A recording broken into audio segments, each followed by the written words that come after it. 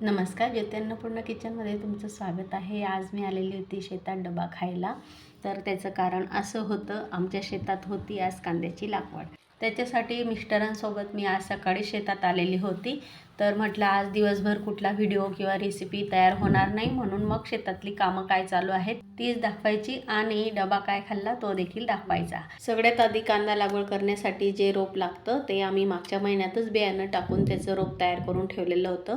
हे कांद्याचं रोप म्हणजे आपण जी ओली कांद्याची पात वापरतो तीच असते आणि कांद्याची लागवड करण्यासाठी जी पात असते खालची ती काढून टाकतात आणि खालच्या मुळा ज्या असतात त्या लावायच्या असतात। त्याच्यासाठी लागवड करणाऱ्या महिला ज्या असतात त्या अशा पद्धतीने रोप तयार करून घेतात आणि अगदी व्यवस्थित संपूर्ण रोप तयार झाल्यावर अशा पद्धतीने टोपल्यामध्ये रचतात आणि हे टोपलं इतकं छान सजवलेलं असतं ना, असं वाटतं की एखादं फुलांचंच हे टोपलं भरलेलं आहे। आता हे रोप तयार करण्याआधी पाण्याच्या चाऱ्या भरून घ्याव्या लागतात। त्याच्यासाठी जो बारकरी आहे त्याने टोपलं बायांना तिथपर्यंत पोचून दिलं आणि पाणी चालू केलेलं आहे। आता इकडे लागवड करण्याआधी बारकरीने पूजा देखील करून घेतलेली आहे। नारळ फोडून दिवा लावलेला आहे आणि संपूर्ण चाऱ्यांमध्ये आता फुल पाणी आहे।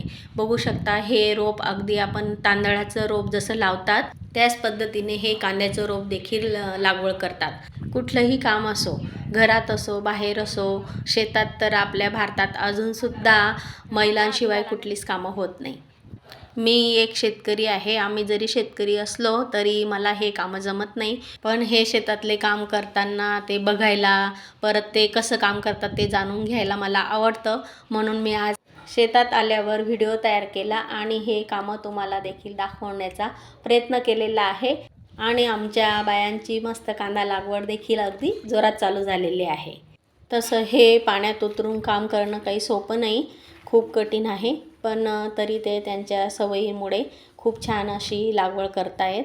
तर आता इकडे मिस्टरांना भूक देखील लागलेली होती, म्हणून मी डबा काढला आणि इकडे आंब्याच्या झाडाखाली मस्त आम्ही दोघंजण जेवायला बसलो। तर जेवणामध्ये मी आणलेली होती मुगाची डाळ।